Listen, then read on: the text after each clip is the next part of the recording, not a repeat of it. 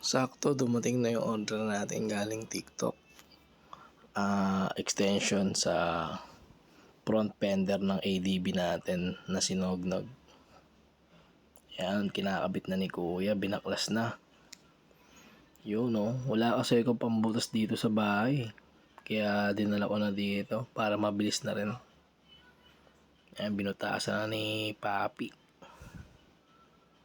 Yun humaba na yung natin. Talagang di na tayo mapuputikan yan. Kaya get nyo na yan. Nasa yellow basket natin yan, mga papi. Dagdag forma pa.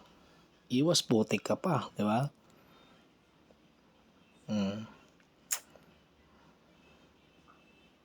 Diba ang pogi Antayin nyo yung final look nyan, mga papi. Napakalupet.